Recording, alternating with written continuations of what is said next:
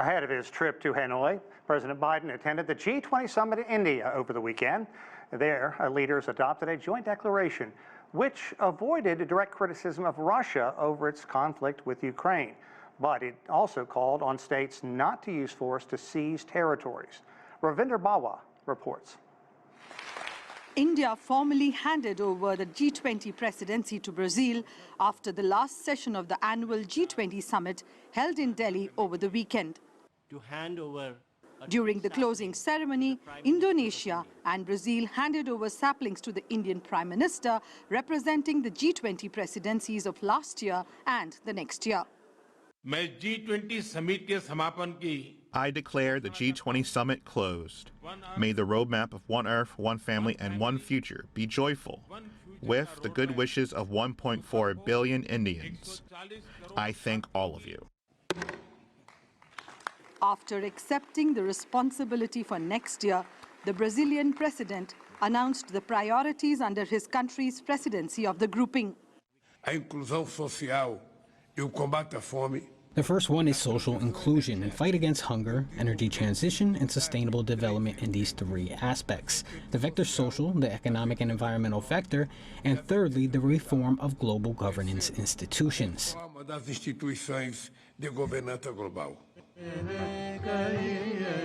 Just before the final session, the leaders of the G20 bloc gathered at Delhi's Rajghat to pay respect to the father of the nation.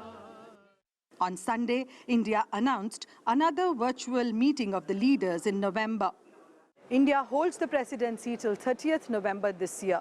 The biggest takeaway of this summit has been a consensus document which came as a surprise. Even though this year's communiqué is a softer version of last year's, food security, financial markets and climate change are among the top points. Ravinder Bawa, CGTN, Delhi. And a lot unfolding in New Delhi over the past several days. For more on that, we're joined by Sourabh Gupta. He is the Senior Asia-Pacific International Relations Policy Specialist at the Institute for China-America Studies. Sourabh, always a pleasure to see you. Thanks for coming in. Thank you. Let's talk about the G20 outcomes. Were you surprised about the consensus declaration, where the United States did not condemn Russia for action in Ukraine, considering how critical Washington has been? And do you think this gives you any reason to believe this could lead to more positive discussions about ending the fighting? 2 points. Let me get your second point first. No, not necessarily with regard to ending the fighting. What it does signal, though, that future G20 meetings, outcome documents, and leaders' communiques will not be tripped up because of the language related to Russia and Ukraine. What has been said now is what is going to continue, and therefore the Bali language that we had, where Russia was called out specifically, I think that the page has been turned on that chapter. Well, was I surprised? Both yes and no, because it is for the West to take that language out, and then the communique would have easily gone through.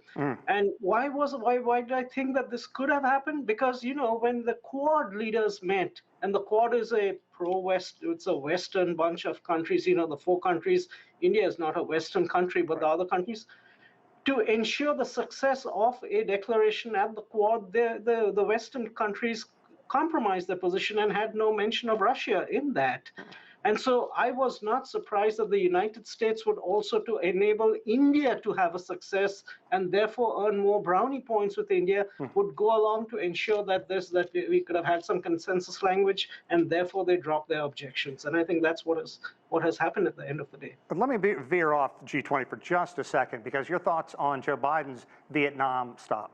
Biden looking every bit of his age on this international stage, and now more questions about his stamina and energy. Yes, and he's going to, of course, run for president. And when one sees him walk, one can already see that age in him. And while that might not be the case with someone almost as old called Donald Trump, but I mean, Mr. Donald Trump has his separate set of problems also. Beyond just Mr. Biden's age, the issue is that this is all part of the US's Indo-Pacific strategy, how it's gone about it. You know, it talked right at the beginning itself that it would try to create this lattice work of alliances and partnerships, Right. and then from a position of strength or situation of strength, try to dictate the terms of competition to China. And in a way, this is what is happening. Vietnam is just the latest stop. The first stop where there's been a bilateral visit from a US president in this administration. Right. So that makes it fairly notable. And I think that's been part of the larger strategy. But yes, your point is taken. I mean, if the US needs to be and wants to be very present, which means Mr. Biden will have to spend a lot of time in the Indo-Pacific if he gets reelected, which means a lot of travel. And can his health and stamina hold up is an open question. Indeed. Let's get back to G20, because for all the posturing and the smiles, the big economic takeaway of these meetings, the global economic outlook, a concern with worries about impact of what they call a cascading crisis.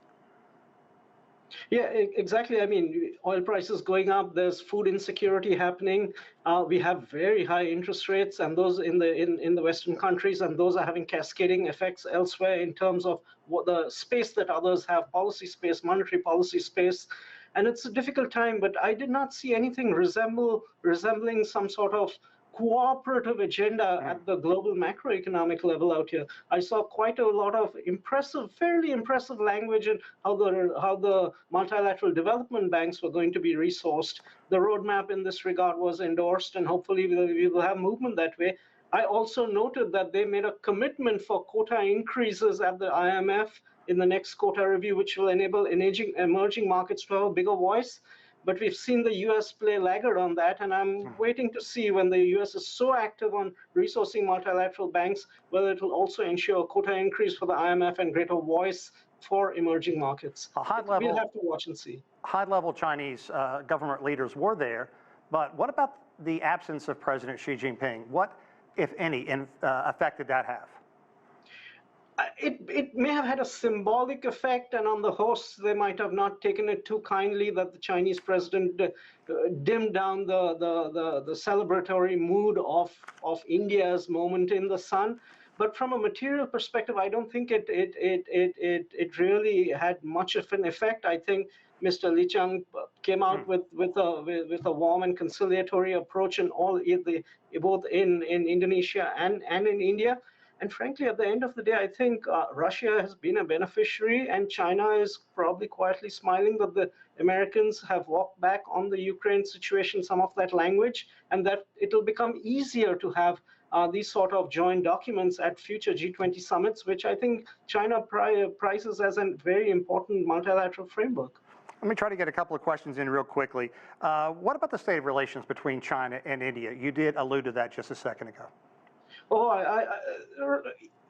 bilateral relations are not good. They're not going to get good for perhaps a point of time, but bilateral relations, not the sum totality of their relations. They work within multilateral organizations and organizations like BRICS, the AIIB, the SCO. So that creates mechanisms for them to have a meeting of minds on things like protecting their own right to development and how to work on currency payment systems and all. Right. But this is a relationship which will take time to mend, heal, and I think there's no terrible hurry in that regard.